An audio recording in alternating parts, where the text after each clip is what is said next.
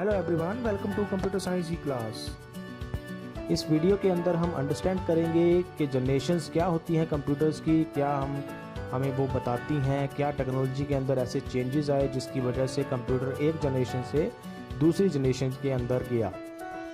उसके अंदर हम ये भी अंडरस्टैंड करेंगे फर्स्ट जनरेशन में क्या होता था, क्या दूसरी जनरेशन के अंदर होता था, क्या तीसरी जनरेशन में होता था, ऐसे ही चौथी पांचवी, हम सारी की सारी जनरेशन्स एक एक करके इस वीडियो के अंदर और इसके साथ आने वाली और वीडियोस के अंदर उनको हम अंडरस्टैंड करने की कोशिश करेंगे।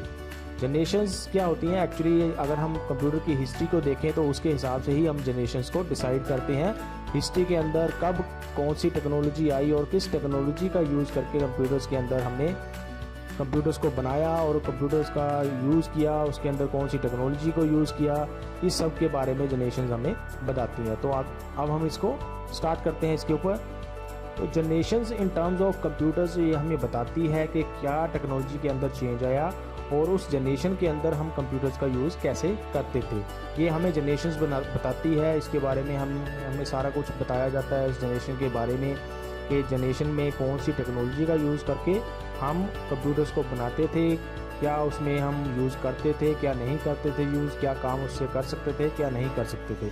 तो ये जनरेशन बाय जनरेशन हमें हर एक जनरेशन के अंदर हमें कंप्यूटर्स की पता चलता है कि कौन सा चीज़, कौन सी टेक्नोलॉजी हम उस जनरेशन में यूज़ करते हैं। अगर हम आगे चलें तो जनरेशन हमें, जैसे कि मैंने आपको बताया, कि हिस्ट्री ऑफ कंप्यूटर्स के बारे में भी बताती है कि कंप्यूटर्स की क्या हिस्ट्री, कहाँ से स्टार्ट हुए, एक्चुअल में हम जब उनके ऊपर काम करना शुरू किया क्या टेक्नोलॉजी उसने यूज़ की, फिर उसके अंदर नई टेक्नोलॉजी आ गई, उस नई टेक्नोलॉजी का यूज़ कैसे किया गया, किस जनरेशन के अंदर किया गया, ये पूरी की पूरी हिस्ट्री इस जनरेशन के अंदर हमें बताई जाती है या उसको हम स्टडी करते हैं। अगर हम शुरू की बात करें तो जनरेशन का जो पहले यूज़ होता था वो हम इसलिए यूज़ करते थे कि कौन सा हार्डवेयर की टेक्नोलॉजी हमने कंप्यूटर्स के अंदर यूज़ की हुई है। मतलब अगर सिर्फ हमने जनरेशन की बात शुरू की करनी है तो हम हार्डवेयर को ही कंसीडर करते थे कि हार्डवेयर में क्या चेंज आया और उसी के हिसाब से हम जनरेशन्स डिसाइड करते थे। लेकिन आजकल क्या है, आजकल अगर हम देखें तो हम हार्डवेयर के साथ साथ सॉफ्टवेयर का भी ध्यान में रखते हैं जब भी हमने जनरेशन्स को डिसाइड करना होता है, क्या हार्डवेयर में चेंज आया और क्या सॉफ्टवेयर के अंदर चेंज आया, उसके हिसाब से भी हम उसको अंडरस्टैंड करते हैं या उसके अंदर चेंज आता है। अगर हम करंट टाइम तक की बात करें तो कंप्यूटर की 5 जनरेशन्स आ चुकी हैं और अगर हम आज की देखें तो आज की जो जनरेशन चली हुई है कंप्यूटर्स की वो 5th जनरेशन चली हुई है। तो आगे चलते हैं, हम एक एक करके इन जनरेशन्स के ऊपर हम अभी अंडरस्टैंड करेंगे। फर्स्ट जनरेशन में क्या होता था, सेकंड जनरेशन में क्या होता था, थर्ड फोर्थ फिफ्थ जनरेशन में क्या होता था और क्या टेक्नोलॉजी के अंदर उनमें चेंजेस आए। अब हम एक एक करके उनको अंडरस्टैंड करेंगे इस वीडियो के अंदर। आगे चलते हैं, फर्स्ट जनरेशन जैसे आ गई पहली हमारी फर्स्ट जनरेशन। ये जनरेशन जो थी इसका जो पीरियड था कब से कब तक इस जनरेशन को लिया जाता है, यहाँ पे जैसे आपने देख रहे हो लिखा हुआ है 1940 to 1956। इसके बीच में जो कंप्यूटर्स बने थे या बनाए गए थे कि जिस भी टेक्नोलॉजी को यूज़ करके उन कंप्यूटर्स को फर्स्ट जनरेशन के कंप्यूटर्स बोला जाता है। आपको ये जो ईयर्स यहाँ पे लिखे हुए हैं ये अलग अलग जगह पे अलग अलग देखने को मिल सकते हैं, लेकिन अगर हम उनको देखें तो वो थोड़ा डिफरेंट तरीके से उन्होंने जनरेशन्स बनाई हो सकती हैं। कई बार कुछ जनरेशन्स ऐसी होती हैं जिनके अंदर वो डिसाइड करते हैं कि क्या हमने हार्डवेयर के हिसाब से जनरेशन बनानी है या फिर हमने सॉफ्टवेयर के हिसाब से भी जनरेशन्स बनानी है या फिर हमने किसी और तरीके से जनरेशन बनानी है। तो आपको थोड़ा बहुत यहाँ पे ईयर्स के अंदर डिफरेंस मिल सकता है, जैसे यहाँ पे 1940 to 1956 लिखा हुआ है। अगर आगे चलें तो जो फर्स्ट जनरेशन के कंप्यूटर्स होते थे उनके अंदर वैक्यूम ट्यूब्स का यूज़ होता था, क्योंकि उस टाइम पे सिर्फ वैक्यूम ट्यूब्स ही एक ऐसी मेजर टेक्नोलॉजी थी जो बनाई गई थी और उन्हीं का यूज़ करके फर्स्ट जनरेशन के कंप्यूटर्स को बनाया जाता था। चाहे हमने फर्स्ट जनरेशन के कंप्यूटर्स के अंदर मेमोरी बनानी है तो वो भी इसी से बनाते थे हम, अगर हमने CPU बनाना होता था तो वो भी वैक्यूम ट्यूब से ही बनाया जाता था। वैक्यूम ट्यूब्स एक्चुअल में होती क्या है, कैसे उनको बनाया जाता है, हम उस केस में नहीं जाएंगे क्योंकि वो एक साइंस का टॉपिक है, लेकिन हम आगे एक इमेज भी देखेंगे कि वैक्यूम ट्यूब्स देखने में कैसी होती थी, जिनको कंप्यूटर्स के अंदर लगाया जाता था, जिनका कंप्यूटर्स के अंदर यूज़ किया जाता था मेमोरी को बनाने के लिए या CPUs को बनाने के लिए या अदर कंप्यूटर के अंदर जो सर्किट्स बनाए जाते थे वो उनको बनाने के लिए वैक्यूम ट्यूब्स का यूज़ किया जाता था। वैक्यूम ट्यूब जो होती थी वो साइज़ में बहुत बड़ी होती थी। अब ये तो ऑब्वियस है कि अगर हम किसी चीज़ के अंदर कोई पहले से ही बड़ी हुई बहुत बड़े साइज़ की चीज़ लगाएंगे तो जिस चीज़ के अंदर हम उस चीज़ को लगा रहे हैं उसका साइज़ भी बढ़ेगा। तो ऐसे ही वैक्यूम ट्यूब्स का क्योंकि साइज़ बड़ा होता था तो जिन कंप्यूटर्स के अंदर हम वैक्यूम ट्यूब्स को लगाते थे उन कंप्यूटर्स का साइज़ भी बहुत बड़ा होता था। अगर हम आगे चलें तो कुछ ऐसे कंप्यूटर्स भी होते थे उस केस के, उस फर्स्ट जनरेशन के, जो अगर आप अपने कमरा का साइज़ देखो तो उसके हिसाब से भी वो पूरे के पूरे कमरे के अंदर आते थे। इतने बड़े बड़े कंप्यूटर्स भी उस टाइम पे बनाए जाते थे वैक्यूम ट्यूब्स का यूज़ करके, जो पूरे के पूरे कमरे के अंदर आते थे। अगर हम एग्ज़ाम्पल लें तो इनियाक एक जो एग्ज़ाम्पल है फर्स्ट जनरेशन के कंप्यूटर्स की, इसके अंदर अगर हम देखें तो 20,000 के आसपास वैक्यूम ट्यूब्स लगाई गई थी, 10,000 के आसपास कैपेसिटर थे इसके अंदर और 70,000 के आसपास इसके अंदर रजिस्टर लगाए गए थे इस कंप्यूटर को बनाने के लिए। और इसका जो साइज़ था वो बहुत बड़ा होता था और इसका जो अगर हम इसका वेटेज देखें, इसका अगर हम भार देखें तो वो 30 टन के आसपास इसका भार होता था। तो आप कंसीडर कर सकते हैं तो कितना ज़्यादा ये हैवी होता था और इसको एक जगह से दूसरी जगह लेकर जाने में बहुत बड़ी प्रॉब्लम आती थी, या फिर लगभग आप कह सकते हैं इसको इम्पॉसिबल सा टास्क था इसको अगर हमने एक जगह से दूसरी जगह शिफ्ट करना होता था। अगर हम इसकी और एग्जांपल्स को कंसीडर करें तो उसमें आ जाती हैं एडवैक, यूनिवैक, IBM 701, ये कुछ एग्जांपल्स हैं जो फर्स्ट जनरेशन के कंप्यूटर्स की होती थी। अगर हम इसकी इमेजेस देखें, जैसे कि मैंने आपको बताया कि हम वैक्यूम ट्यूब्स की इमेजेस देखेंगे, आप लेफ़्ट साइड में यहाँ पे देख सकते हो वैक्यूम ट्यूब्स देखने में कुछ ऐसी होती थी। अब यहाँ पे आप इसको देख सकते हो कितने बड़ी साइज़ की ये होती थी और जितना बड़ा इनका वैक्यूम ट्यूब का साइज़ था, जितने में हम वैक्यूम ट्यूब्स एक कंप्यूटर के अंदर लगाते थे उसके हिसाब से हमारे कंप्यूटर का साइज़ भी बढ़ता जाता था। और राइट साइड में आप जैसे देख सकते हो ये भी एक एग्जांपल है फर्स्ट जनरेशन के कंप्यूटर की। इसको आप देख के आइडिया लगा सकते हो कि कितने बड़ा इनका साइज़ होता था और लगभग एक कमरे के हिसाब से कमरे के अंदर ही ये एक कंप्यूटर को ही हम लगा पाते थे। ये जितने भी आप यहाँ पे देख रहे हो ये एक फर्स्ट जनरेशन का कंप्यूटर है जो राइट पिक्चर में आप यहाँ पे देख रहे हो। तो ये हो गया फर्स्ट जनरेशन के बारे में इंट्रोडक्शन। अभी हम इसकी देखते हैं एडवांटेजेस। एडवांटेजेस कुछ ज़्यादा नहीं थी फर्स्ट जनरेशन के कंप्यूटर्स में, क्योंकि वो इतने ज़्यादा अच्छे कंप्यूटर्स नहीं होते थे जितने कि आजकल हम यूज़ करते हैं। पहला जैसे एडवांटेज है कि जो ये कंप्यूटर्स थे वो फास्ट होते थे कैलकुलेट करने के लिए। अगर वही कैलकुलेशन किसी ह्यूमन बीइंग ने करनी होती थी, जैसे हम पर्सनस हैं, अगर हमने कोई कैलकुलेशन करनी है तो उससे तो कम से कम वो फर्स्ट जनरेशन के कंप्यूटर फास्ट तरीके से काम करते थे, कैलकुलेशन करते थे। तो उस केस में हम इसको बोल सकते थे कि ये कंप्यूटर्स उस टाइम पे फास्ट होते थे अगर हम वही काम कैलकुलेशंस का काम ह्यूमंस ने करना होता है उसके हिसाब से। अगर हम दूसरी एडवांटेज की बात करें तो दूसरी एडवांटेज ये थी इसकी कि ये एक ओनली इलेक्ट्रॉनिक डिवाइस थी जो उस टाइम पे अवेलेबल थी। जैसे कि आप यहाँ पे इसका टाइम पीरियड देख सकते हैं कि 1940 टू 1956 के बीच में ये कंप्यूटर्स बनाए गए थे। तो उस टाइम पीरियड के बीच में अगर हम देखें तो एक ओनली इलेक्ट्रॉनिक डिवाइस थी जो अवेलेबल थी जब हम वहाँ पे उस टाइम के बीच में यूज़ करते थे। अगर हम बात करें वैक्यूम ट्यूब्स की केस में तो जो वैक्यूम ट्यूब्स थी वो भी एक ऐसी एक टेक्नोलॉजी उस टाइम पे पॉसिबल थी जिनके यूज़ करके हम कंप्यूटर्स को बनाया गया था। और इसी टेक्नोलॉजी के हिसाब से ये पॉसिबल हो सका कि हम आगे चल के डिजिटल कंप्यूटर्स को बना पाए जिनका यूज़ हम आजकल करते हैं डिजिटल कंप्यूटर्स का। फर्स्ट जनरेशन की ये तो कुछ एडवांटेजेस हो गई। अब हम इसकी देखते हैं डिसएडवांटेजेस। एडवांटेजेस अगर हम देखें तो उसके हिसाब से डिसएडवांटेजेस इस कंप्यूटर्स की ज़्यादा होती थी क्योंकि इतने अच्छे कंप्यूटर्स ये वाले नहीं होते थे फर्स्ट जनरेशन के। पहली डिसएडवांटेज बहुत बड़े साइज़ में होते थे, बहुत बड़े बड़े साइज़ के होते थे। अगर आप इनको रखना चाहते हैं तो आपके पास प्रॉपर स्पेस अवेलेबल होना चाहिए था, तभी आप इसको यूज़ कर सकते थे। तो साइज़ में बहुत बड़े होते थे ये। उसके बाद लार्ज अमाउंट ऑफ एनर्जी को कंज्यूम करते थे, इलेक्ट्रिसिटी बड़ी ज़्यादा यूज़ करते थे क्योंकि बहुत बड़े बड़े थे साइज़ में। तो ऑब्वियसली जितने बड़ा साइज़ का मशीन होगी उतने ज़्यादा पावर को वो कंज्यूम करेगी।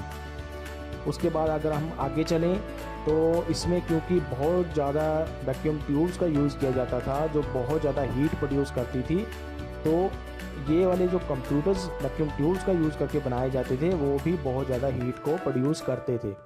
पूरा का पूरा कमरा बहुत ज़्यादा हीट अप हो जाता था जैसे जब हम इन कंप्यूटर्स को यूज़ करते थे या चला के रखते थे, तो बड़ी ज़्यादा हीट प्रोड्यूस करते थे ये। उसके बाद अगर हम आगे चलें, अब क्योंकि ये हीट प्रोड्यूस करते थे कंप्यूटर्स, तो ऑब्वियसली इनको अगर प्रॉपर कंडीशन में रखना है, इनको वर्किंग कंडीशन में रखना होता था, तो हमें पूरा का पूरा कमरा जो वो है वो एयर कंडीशनड कंडीशन में रखना पड़ता था। एयर कंडीशनर हमें वहाँ पे लगाने पड़ते थे ताकि वो कमरा कूल रहे, ठंडा रहे, ज़्यादा गर्मी वहाँ पे ना हो, जिसकी वजह से हमारे कंप्यूटर की सर्किट्स हैं जो वैक्यूम ट्यूब्स जो उसमें लगाई गई हैं वो ख़राब हो जाए और कंप्यूटर सिस्टम भी ख़राब हमारा हो जाए। उसके बाद अगर हम आगे चलें तो लिमिटेड स्टोरेज कैपेसिटी इसके अंदर होती थी। बहुत ज़्यादा अगर हम डाटा स्टोर करना चाहते थे तो वो इसके अंदर हम नहीं कर पाते थे क्योंकि इतने ज़्यादा सर्किट्स इसके अंदर नहीं बने होते थे। अगर हम और सर्किट इसके अंदर लगाना चाहते होते तो और ज़्यादा साइज़ इनका इंक्रीज़ हो जाना था, जिसके हिसाब से फिर ज़्यादा मेमोरी की कैपेसिटी इनकी नहीं होती थी, क्योंकि जितनी मेमोरी की कैपेसिटी हम बढ़ाएंगे उतना ज़्यादा साइज़ भी इनका बढ़ जाता था, क्योंकि हम वैक्यूम ट्यूब्स का यूज़ करके ही हम मेमोरी के सर्किट्स भी बनाए जाते थे इसके अंदर। अगली अगर हम डिसएडवांटेज देखें तो बहुत ज़्यादा ये एक्सपेंसिव होते थे। एक्सपेंसिव का मतलब ये है कि बहुत ज़्यादा अगर उनको किसी ने ख़रीदना है तो उनको बहुत ज़्यादा पैसा खर्चना पड़ता था अगर उन्होंने अपने पर्पज़ के लिए इसको यूज़ करना होता था। वैसे भी नॉर्मल जो पर्सन, जैसे कि आजकल हम हर एक घर में आपको लगभग कंप्यूटर मिल जाएगा, वैसा पहले नहीं होता था। बहुत बड़े बड़े कंप्यूटर्स होते थे, उनके लिए स्पेशल स्पेस भी रखना पड़ता था, बहुत ज़्यादा एक्सपेंसिव होते थे, उनके हीट बड़ी जनरेट होती थी, तो उस वजह से ये इनको बहुत लिमिटेड यूज़ किया जाता था। वहीं पे इसका ज़्यादा यूज़ होता था जहाँ बड़ी ज़्यादा रिसर्च का काम किया जाता था या फिर मिलिट्री सर्विसेज के अंदर इनका यूज़ किया जाता था। अगर हम अगली इसकी डिसएडवांटेज देखें तो वो होती है नॉट पोर्टेबल और वेरी बल्की। नॉट पोर्टेबल का मतलब अगर हमने इसको एक जगह से दूसरी जगह पे सपोज करो शिफ्ट करना है, एक जगह से दूसरी जगह पे या एक कमरे से दूसरे कमरे के अंदर, तो ये बहुत बड़ा काम होता था उस टाइम के ऊपर, क्योंकि इनका साइज़ जो है वो बहुत बड़ा होता था और इनको एक जगह से दूसरी जगह पे अगर आपने लेके जाना होता था तो वो ऑलमोस्ट इम्पॉसिबल सा काम होता था। इसलिए यहाँ पे लिखा हुआ है नॉट पोर्टेबल। वेरी बल्की का मतलब बहुत बड़े बड़े, क्योंकि साइज़ होता था बहुत बड़ा, इनका हैवी होते थे ये, इसीलिए इसको बोला जाता है वेरी बल्की। बहुत भारी होते थे ये जो फर्स्ट जनरेशन के वो कंप्यूटर्स हैं। अगर हम इसकी लास्ट डिसएडवांटेज देखें, इसके अलावा और भी हो सकती हैं, लेकिन अभी हम जो लास्ट यहाँ पे देखेंगे वो होती है कि ये सिर्फ मशीन लैंग्वेज को ही अंडरस्टैंड करते थे। मशीन लैंग्वेज का यूज़ करके ही हम इनको इनपुट दे सकते थे, मशीन लैंग्वेज का यूज़ करके ही ये हमें आउटपुट प्रोवाइड करते थे। तो कहने का मतलब ये है, ये सिर्फ जो कंप्यूटर्स थे फर्स्ट जनरेशन के, इनके साथ अगर हमने काम करना होता था किसी ने भी, तो उनको मशीन लैंग्वेज आनी ज़रूरी होती थी, क्योंकि मशीन लैंग्वेज का यूज़ करके ही कंप्यूटर्स को इनपुट सप्लाई की जाती थी और मशीन लैंग्वेज का यूज़ करके ही हमें आउटपुट मिलती थी। तो अगर किसी को मशीन लैंग्वेज नहीं आती होती थी उस टाइम के ऊपर, तो वो इन कंप्यूटर्स को यूज़ नहीं कर सकते थे। आजकल जैसे हमारे कंप्यूटर्स होते हैं अंडरस्टैंड, तो वो भी मशीन लैंग्वेज को ही करते हैं, लेकिन हम जो काम करते हैं उसको हम अपने हिसाब से कर सकते हैं। जैसे हम सॉफ्टवेयर का यूज़ करके कमांड्स दे सकते हैं कंप्यूटर्स को, वो पीछे कैसे मशीन लैंग्वेज में वो कन्वर्ट हो रहा है वो कंप्यूटर का अपना काम होता है, उसके ऊपर हमें ज़्यादा ध्यान देने की ज़रूरत नहीं होती है, क्योंकि हम सॉफ्टवेयर का यूज़ करके कर रहे होते हैं। कोई हमें कमांड याद रखने की ज़रूरत नहीं होती है, या फिर हम इंग्लिश लैंग्वेज में कोई काम कर सकते हैं, पीछे कैसे वो इंग्लिश लैंग्वेज बाइनरी लैंग्वेज के अंदर या मशीन लैंग्वेज में कन्वर्ट हो रही है, वो सारा काम कंप्यूटर का अपना काम होता है, या उसके अलग अलग डिवाइसेस का काम होता है जिसके थ्रू वो मशीन लैंग्वेज में कन्वर्ट होता है जो भी हम वहाँ पे काम करते हैं। लेकिन जो फर्स्ट जनरेशन के कंप्यूटर्स होते थे उनको इनपुट भी मशीन लैंग्वेज से देनी पड़ती थी, काम भी वो मशीन लैंग्वेज के ऊपर वो करते थे, और आउटपुट जो हमें देते थे वो भी मशीन लैंग्वेज के अंदर ही देते थे। तो ये भी एक डिसएडवांटेज उस टाइम के कंप्यूटर्स की होती थे। तो ये हो गए सारी एडवांटेजेस और डिसएडवांटेजेस फर्स्ट जनरेशन के कंप्यूटर्स के बारे में। अभी हम देखते हैं सेकंड जनरेशन कंप्यूटर्स की, जिसके अंदर अगर हम देखें पीरियड ऑफ सेकंड जनरेशन था 1956 टू 1963। इस जनरेशन के बीच में जो कंप्यूटर्स होते थे उनको जो बनाया जाता था वो सेकंड जनरेशन के कंप्यूटर माने जाते हैं। इनके अंदर वैक्यूम ट्यूब्स का यूज़ नहीं होता था। इनके अंदर एक नई टेक्नोलॉजी आ गई थी ट्रांजिस्टर का साइज़ वैक्यूम ट्यूब्स के साइज़ के हिसाब से बहुत छोटा होता था और इनका यूज़ करना भी कंप्यूटर्स के अंदर अच्छा रहता था। कंप्यूटर्स का साइज़ इतना बड़ा नहीं होता था क्योंकि ट्रांजिस्टर का साइज़ अपना भी थोड़ा छोटा था वैक्यूम ट्यूब्स के हिसाब से। और ये नई टेक्नोलॉजी आ गई थी वैक्यूम ट्यूब से जिसका यूज़ करके कंप्यूटर्स को बनाया जाता था। थर्ड अगर हम इसके देखें सेकंड जनरेशन की, तो जो ट्रांजिस्टर थे वो क्योंकि स्मॉलर थे वैक्यूम ट्यूब से, जैसे मैंने आपको बताया साइज़ के अंदर साइज़ ट्रांजिस्टर का स्मॉल होता था, तो इसलिए जो कंप्यूटर उनसे बनाए जाते थे वो भी वैक्यूम ट्यूब से बनाए गए कंप्यूटर से काफ़ी साइज़ में छोटे होते थे। वैक्यूम ट्यूब से जो कंप्यूटर बनाए जाते थे जैसे फर्स्ट जनरेशन के कंप्यूटर थे वो ज़्यादा बड़े होते थे साइज़ में, लेकिन जो सेकंड जनरेशन के कंप्यूटर होते थे वो साइज़ में छोटे होते थे और उनकी स्पीड भी ज़्यादा होती थी काम करने की, और थोड़े से ख़रीदने में अगर किसी ने ख़रीदना है उनको तो वो चीपर होते थे, सस्ते होते थे फर्स्ट जनरेशन के हिसाब से। जैसे कि एग्जांपल के लिए अगर हम देखें तो फर्स्ट कंप्यूटर जो ट्रांजिस्टर का जिनका अंदर यूज़ किया गया था बहुत ज़्यादा, वो होता था TX0, जो फर्स्ट कंप्यूटर जिसके अंदर ट्रांजिस्टर का बहुत अच्छे तरीके से यूज़ किया गया था। ट्रांजिस्टर का ही यूज़ करके पूरे कंप्यूटर को बनाया गया था और ये 1956 के अंदर ये वाला कंप्यूटर बनाया गया था। इसके अलावा और जो एग्जांपल्स हैं इसकी, जैसे कि IBM 7070, RCA 501 एट्सेट्रा, ये कुछ एग्जांपल्स हो सकती हैं जो सेकंड जनरेशन के अंदर आती थी, सेकंड जनरेशन के जिनको कंप्यूटर्स बोला जा सकता है या माने जाते हैं। तो ये वाली एग्जांपल आप सेकंड जनरेशन के अंदर रख सकते हैं। अब जैसे यहाँ पे आप इमेज देख सकते हो ट्रांजिस्टर की, ट्रांजिस्टर देखने में कैसे होते थे जो सेकंड जनरेशन के कंप्यूटर्स को बनाने के लिए जिनका यूज़ किया जाता था, वो लेफ़्ट साइड में आप इमेज देख सकते हो। उसके अंदर ट्रांजिस्टर अलग अलग टाइप के यहाँ पे दिखाए हुए हैं।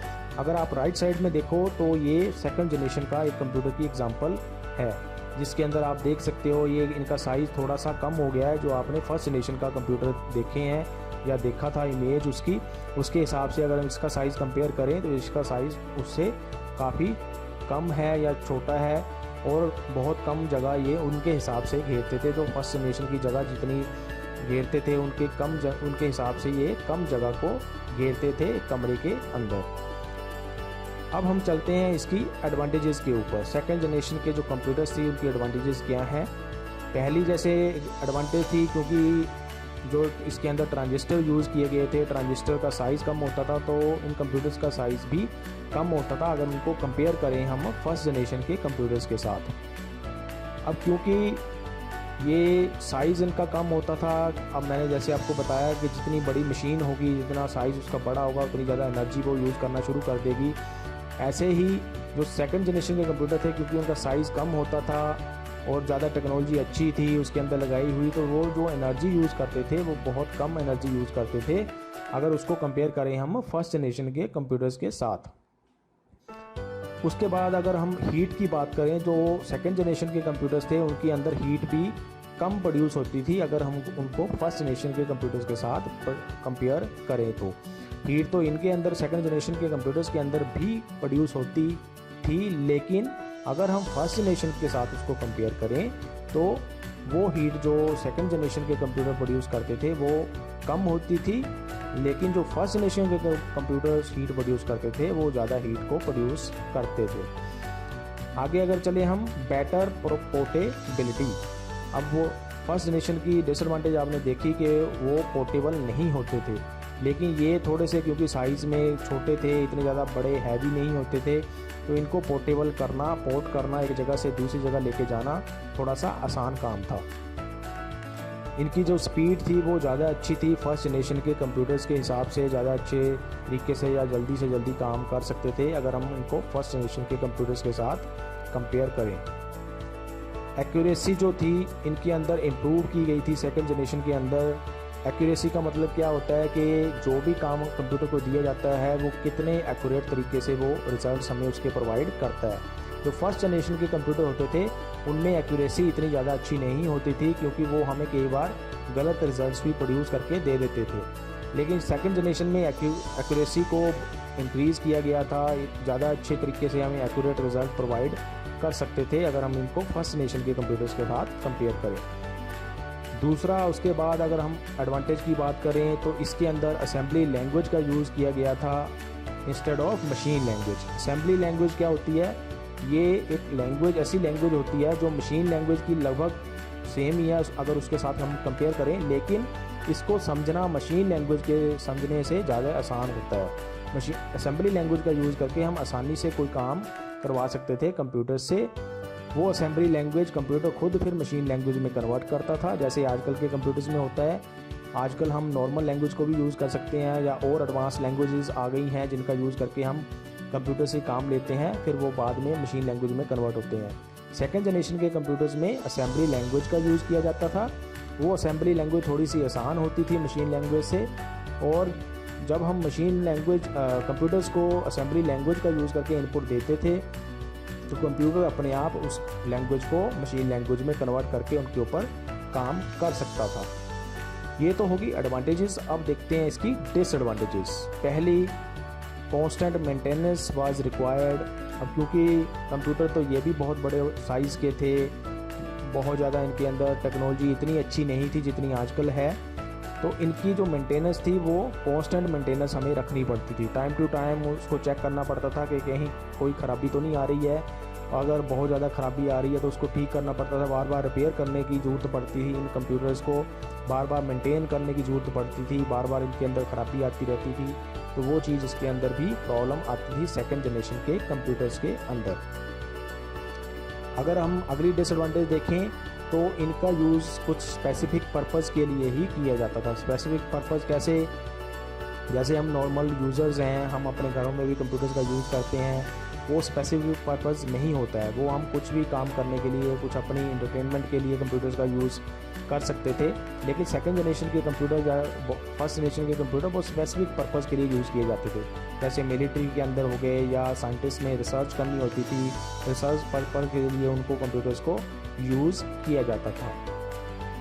अगली अगर हम डिसएडवांटेज की बात करें तो ये वाले जो कंप्यूटर्स थे इनको भी एयर कंडीशन कमरे के अंदर रखना पड़ता था, क्योंकि ये भी हीट तो प्रोड्यूस करते ही थे। अब ये कंप्यूटर्स ये भी एक्सपेंसिव होते थे। अगर नॉर्मल पर्सनस ने, नॉर्मल यूज़र्स ने कंप्यूटर्स को लेना होता था तो उनके लिए इसको ख़रीदना इतना आसान नहीं होता था, और उसके साथ साथ और भी कई सारी चीज़ें का ध्यान रखना पड़ता था जब हम इन कंप्यूटर्स को यूज़ करते थे। इस वीडियो के अंदर अभी हम सेकंड जनरेशन तक की करेंगे, तो इस वीडियो में आपने क्या क्या अंडरस्टैंड किया, जनरेशन्स के बारे में अंडरस्टैंड किया, फर्स्ट जनरेशन क्या होती है, उसके अंदर क्या टेक्नोलॉजी यूज़ होती है, उसकी एग्जांपल्स, एडवांटेजेस, डिसएडवांटेजेस। ऐसे ही हमने सेकंड जनरेशन के बारे में पढ़ा, सेकंड जनरेशन क्या होती है, क्या टेक्नोलॉजी उसमें यूज़ होती है, उसकी एग्जांपल्स, उसकी जनरेशन्स की आपने एडवांटेजेस देखी, उसके बाद डिसएडवांटेजेस देखी।